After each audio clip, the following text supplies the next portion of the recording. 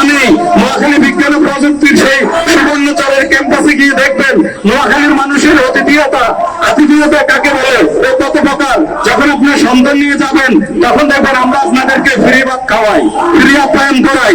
এই নোয়াখালীরা সেই নোয়াখালীরা যাই দেখবেন সে জাহাজ মারা, কিভাবে জাহাজ মারা ঘাটের মধ্যে শুধু ইলিশ মাছ ওঠে আর নোয়াখালীরা খায়।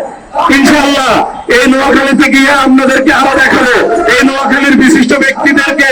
আপনারা জানবেন যে নোয়াখালীরা ৭১-এর মুক্তি সংগ্রামে ৭ জন বীর শ্রেষ্ঠের মধ্যে একজন বীরশ্রেষ্ঠ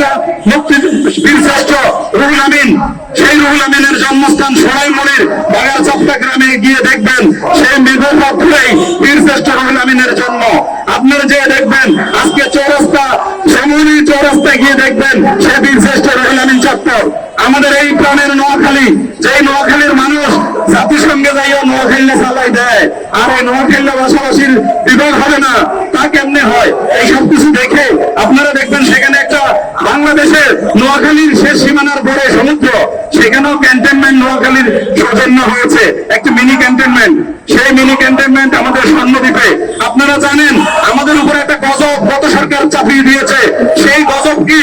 আমরা মানবতার কারণে নিশ্চুপ ছিলাম, কিন্তু আমরা নিশ্চুপ থাকতে পারি না। আমাদের উপরে গজব চাপিয়ে দিয়েছে রোহিঙ্গা। এই রোহিঙ্গা গজব ইনশাআল্লাহ আমাদের উপরে যে সরকার চাপিয়েছে জুলুম করে, সেই রোহিঙ্গারা মেহমান নোয়াখালীতে আছে, কিন্তু উনি বাংলাদেশে থাকতে পারে নাই।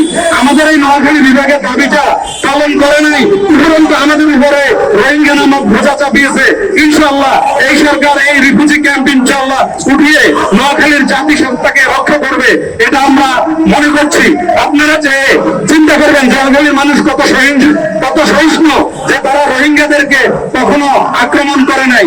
এই রোহিঙ্গারা এখন নোয়াখালীর এত বেশি ভক্ত যে নোয়াখালীতে এসে আমরা নিরাপদ।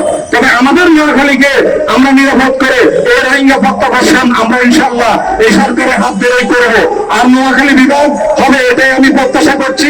নোয়াখালী, ফেনী, লক্ষ্মীপুর সহ এই অত অঞ্চলে আপনারা জানেন আমাদের একটি দ্বীপ আছে যেটা সারা বাংলাদেশ থেকে বিচ্ছিন্ন, হাতিয়া। এই হাতিয়া জেলা হবে, কারণ হাতিয়া জেলা ভৌগোলিক সীমানা, এটা একটা জেলা উন্নতি হতে পারে। আমাদের পাশে আছে সন্দ্বীপ। আপনারা জানেন সন্দ্বীপের অনেক সূর্য সন্তান আমার সাথে সম্মতি দিয়েছে যে আমরা নোয়াখালীর সাথে থাকতে চাই, কারণ আমরা সন্দ্বীপে বৈশা হানি করি। আপনারা হানি বুঝবেন, চিটাঙ্গেরা হানি বুঝবেন।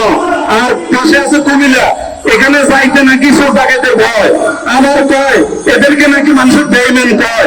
আমরা নোয়াখালীতে মির্জাফরের জন্ম হয় নাই, আমাদের নোয়াখালীতে জন্ম হয়েছে সকল ইমানদারের। নোয়াখালীরা পৃথিবী আরব কয়, এই নোয়াখালীরা সারা পৃথিবীতে নয় সারা বাংলাদেশের আনাচে কানাচে ধর্মীয় চাষাবাদ করেছে। এই জন্য আমরা আপনাদেরকে আবারও জানাই আসসালামু আলাইকুম।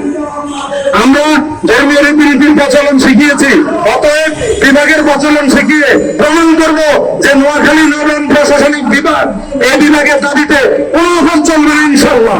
আপনারা শুনে খুশি হবেন আমাদের নোয়াখালীর আরো সূর্য সন্তান, যিনি এখন 2 মন্ত্রণালয়ের উপদেষ্টা, ডক্টর ওয়াহিদুদ্দিন মাহমুদ, বিগত সরকারের তত্ত্বাবধায়ক সরকারের সফল বিতর্কহীন একজন উপদেষ্টা ডক্টর ওয়াহিদুদ্দিন মাহমুদ, যার শিক্ষকতা নিয়ে ঢাকা বিশ্ববিদ্যালয় আজও গর্ব করে যে ঢাকা বিশ্ববিদ্যালয়ে জন্ম হয়েছে, জন্ম দিতে পেরেছে ডক্টর ওয়াহিদুদ্দিন মাহমুদ।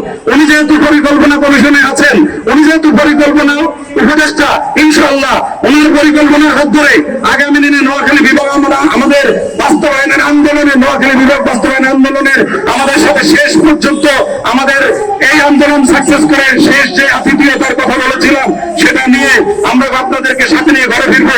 আমি বিজিএফআই, এসবিএনএসআই সহ সকল গোয়েন্দা সংস্থাকে বলে দিতে চাই, বিগত দিনে অনেক ফ্যাকাইডির সংবাদ দিয়েছেন, ফ্যাক খবর দিয়ে সরকারকে ঘুম পাড়াইয়া দৌড়ানির ব্যবস্থা করেছেন।